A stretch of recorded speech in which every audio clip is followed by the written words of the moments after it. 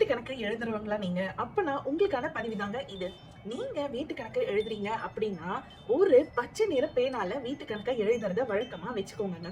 பச்சை நிறம் அப்படிங்கிறது புத பகவானுக்கும், குபேரருக்கும் உகந்ததா சொல்லப்பட்டிருக்க நிறம் தாங்க.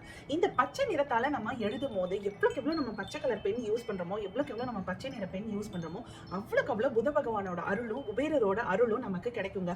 படிச்சு பட்டதாரியாகி கெசட் ஆஃபீசர் ஆனாதான் கிரீன் கலர் பென்லலாம் கையெழுத்து போட முடியும் அப்படின்னு சொல்றாங்கங்க. நம்ம எதுக்கு வெளியெல்லாம் இதை செய்யணும்? நம்ம வீட்ல நம்ம ஒரு குட்டி புக்ல எழுதுற கணக்குகள் இது மாதிரி நீங்க பச்சை நிற பெண்ணால எழுதுனீங்கன்னு வச்சுக்கோங்களேன், அந்த குபேர பகவானோட அருள் உங்களுக்கு பரிபூர்ணமா கிடைக்குங்க. ட்ரை பண்ணி பாருங்க. நான் மாசம் மாசம் வீட்டு கணக்க பச்சை கலர் பென்ல தாங்க எழுதுவேன். என்ன நோட்ஸ், மளிகை ஜாமான் லிஸ்ட் ஆகட்டும், காய்கறி வாங்குற லிஸ்ட் ஆகட்டும், என்ன கடைக்கு போய் என்ன பொருள் வாங்கணும்னாலும் வீட்டுல எப்பவுமே ஒரு 5ல இருந்து 10 பச்சை கலர் பென் வச்சிருப்பேங்க. ஸோ பச்சை நிற பெண்ணு தான் நான் எல்லாத்துக்குமே யூஸ் பண்ணுங்க. இந்த பச்சை நிறம் எனக்கு ஒரு நல்ல வளர்ச்சியை கொடுத்துருக்கு அப்படின்னாங்க நான் சொல்றேன். ஸோ நீங்களும் அதிகமாக பச்சை நிற பெண்ணை யூஸ் பண்ணி உங்கள் வாழ்க்கையில் ஏற்படுற மாற்றத்தை நீங்களே ஃபீல் பண்ணி பாருங்க.